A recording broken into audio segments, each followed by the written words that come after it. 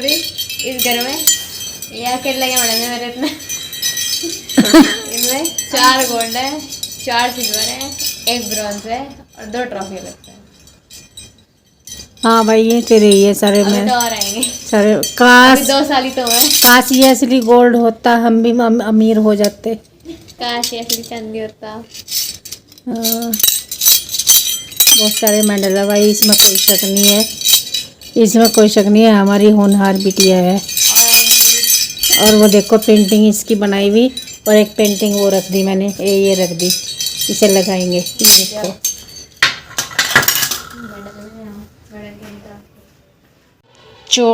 लगभग 14 साल में पहली बार हमारे घर में लाइट जाने के बाद अंधेरा हुआ है, अंधेरा पड़ा है। हमारा जो इन्वर्टर है, हमारे जो इन्वर्टर की बैटरी है वो लगभग 14 साल चल चुकी।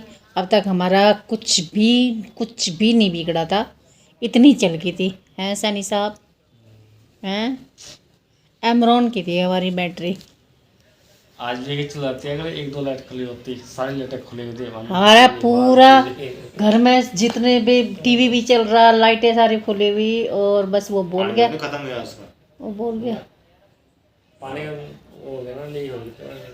तो भाई 14 साल चल गई, इतना कम है क्या? और कितना चलाओगे, कितना चलाओगे?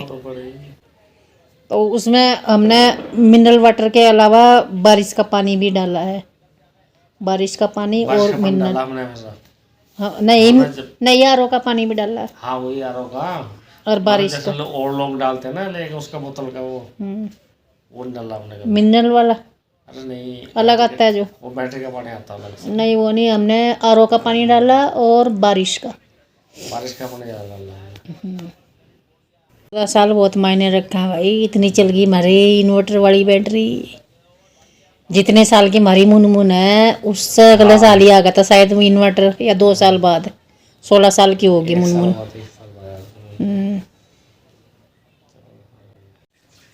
ये लड़की देखो आज हरियाणवी लुक में है, और ये चिल्ड्रंस डे भी है आज। ये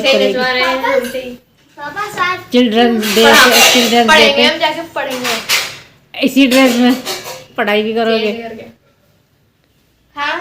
ड्रेस चेंज करके पढ़ोगे? पहले प्रोग्राम होगा कि पढ़ोगे? प्रोग्राम तो है, और तो ये पहन के क्यों जा रही है? कंपटीशन है, डांस कंपटीशन चिल्ड्रन डे के दिन ही। तो इसमें कंपटीशन में तुम पहले डांस करोगे कि पहले पढ़ाई होगी? पहले डांस करेंगे। हाँ वही तो मैं कह रही हूँ, उसके बाद चेंज कर लियो। तो ये है, इधर को मेकअप भी कर रखा हल्का सा, बिंदी बिंदी लगा रखी। और डांस की वीडियो तो मेरे पास है इसकी, जो प्रैक्टिस के लिए इन्होंने किया था वही डांस होगा, दिखाऊंगी। काफ़ी अच्छा डांस कर रखा है इन्होंने फोक गानों पे। Hello everyone, welcome back to the new blog. आज तारीख कितनी है? 14 नवंबर है, चिल्ड्रंस डे है। सबको बहुत बहुत शुभकामनाएं। सभी बच्चों की दीर्घायु हो, सारे बच्चे कामयाब हों, सबके बच्चे खुश रहें। बच्चों से ही दुनिया है, बच्चों से ही इस देश का भविष्य है, उन्हीं को संभालनी है बागडोर। तो बचपन जो है वो बहुत ज़्यादा खुशहाल होना चाहिए।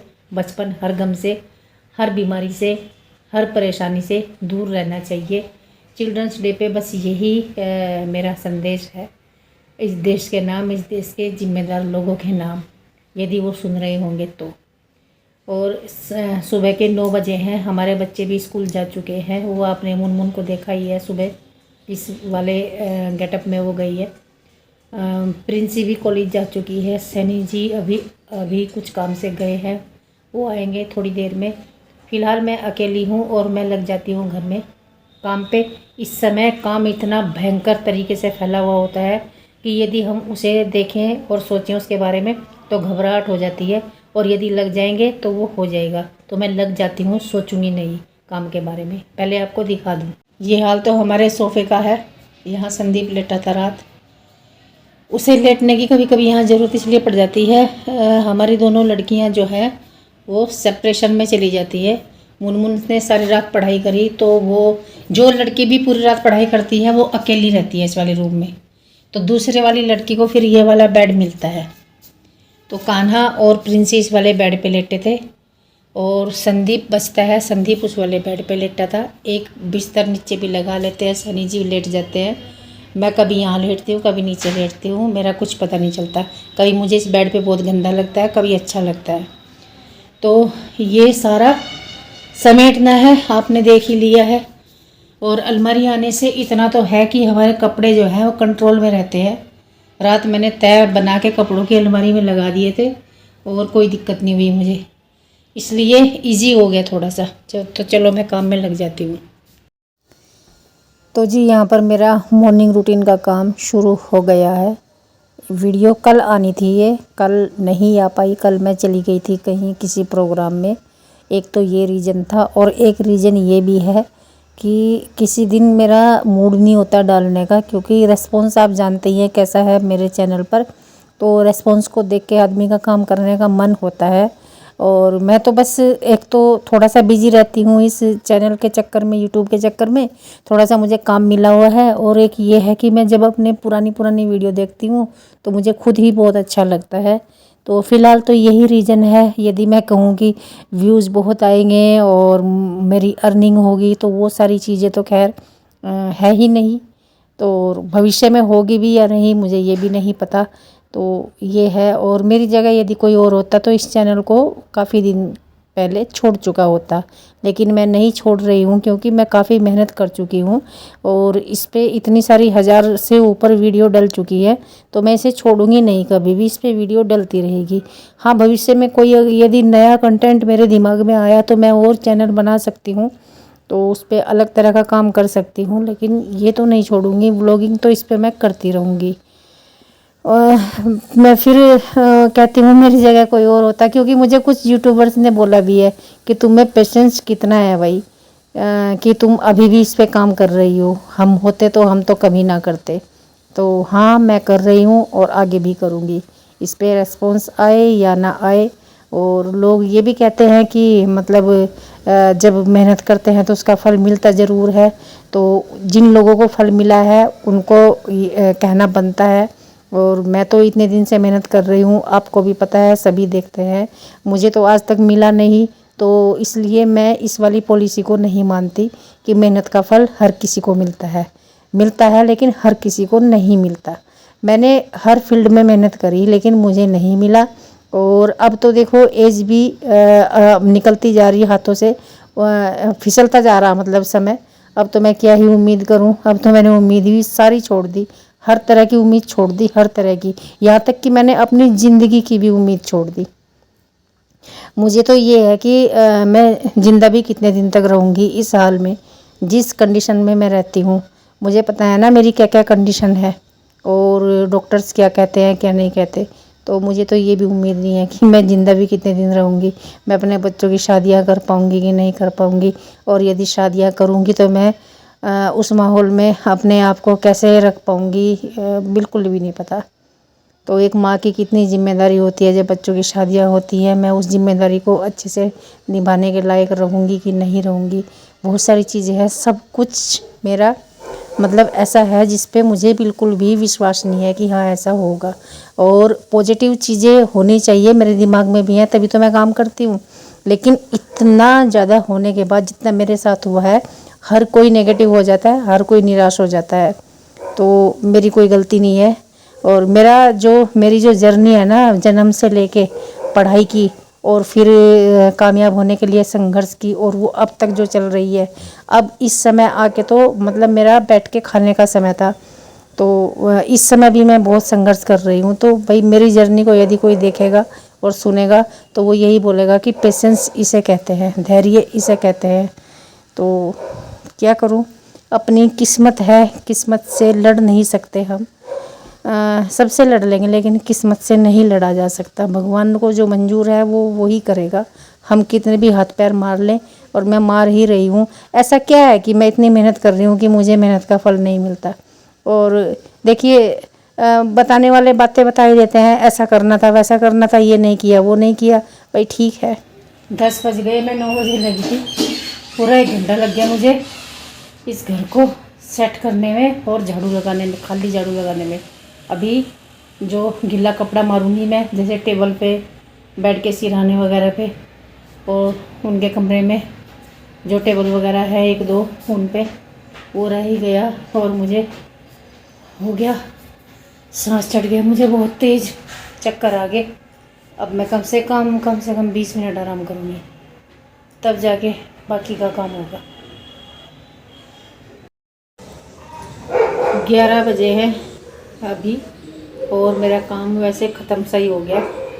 अब मैं नहा धो के यहाँ बैठी हुई धूप में बरामदे में, ये चटाई बिछा ली मैंने, ये वाली कारपेट छोटे वाली। अब मैं यहाँ थोड़ा सा स्वेटर बुनूँगी या फिर तकिया लगा के लेटूँगी। थोड़ा सा बुन के देखती हूँ, बुना गया तो, नहीं तो फिर लेट जाऊँगी, यही करूँगी। अभी कल 20 मिनट हो गए हैं और यहाँ पर ये देखिए सुबह रख दिया था उबलने के लिए। राजमा है, चने हैं इसके साथ मिले हुए, ये देखो। तो ये हो गया है, अब मैं इसे छोंक लेती हूँ, चावल बना लेती हूँ और अपने लिए रोटी बनाऊँगी। ये देखिए राजमा मैंने छोंक दिया है, चावल बनने के लिए रख दिए हैं। अब मैं अपनी रोटी बनाऊँगी, मक्की की। तो कोई और भी खा लेगा, एक आधी 4-5 रोटी बना दूँगी, 2 रोटी मैं खाऊँगी, बाकी कोई खा लेगा। और थोड़ा सा पकाना था, ये पक गया है।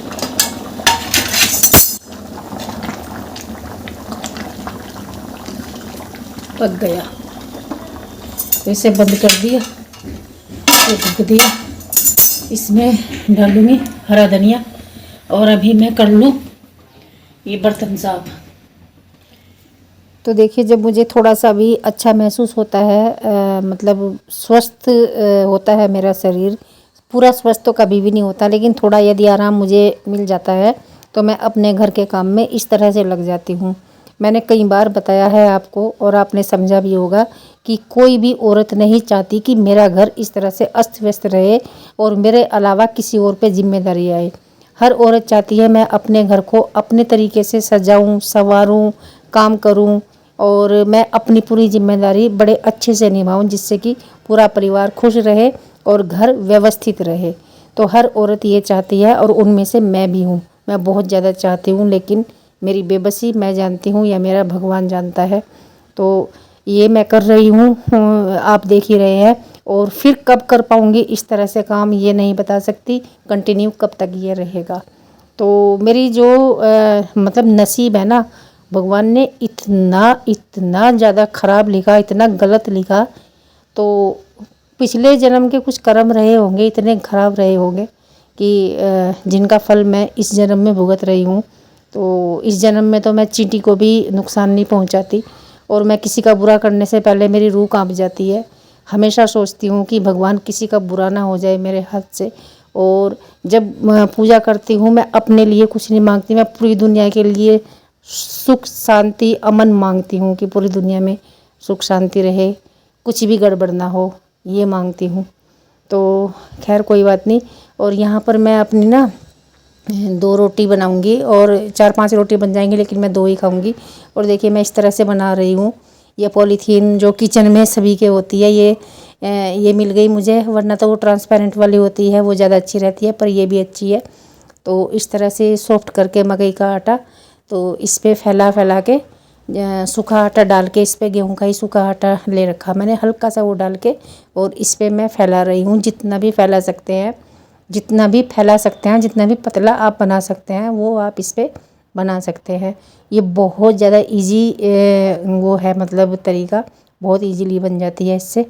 और फिर दूसरे चूल्हे पे धीमी आंच में सेक दूंगी मैं। तो मैंने 5 रोटी बनाई थी, 2 मैंने नहीं 4 रोटी बनाई थी कि 5, 2 मैंने खाई थी, 3 बच गई थी। और मुझे भारी पड़ गई थी ये रोटी, मेरे पेट में काफ़ी भारी कर दिया था इन्होंने, तो मेरे पचती नहीं इस तरह की रोटियां। फिर भी मैंने बना ली थी, मैंने कहा आटा रखा, कोई बात नहीं। तो देखिए आप भी बना सकते हैं यदि आपको अच्छे से बनानी नहीं आती। मैं बना लेती हूँ हाथ से, लेकिन ये अच्छा तरीका लग रहा मुझे, मैंने इस तरीके से बना ली और बिल्कुल परफेक्ट रोटी बन रही है। तो जी ये है मेरी मक्की की 2 रोटी जो कि मैंने बना ली जैसे तैसे करके। और ये है आज की दाल, चने की और राजमे की।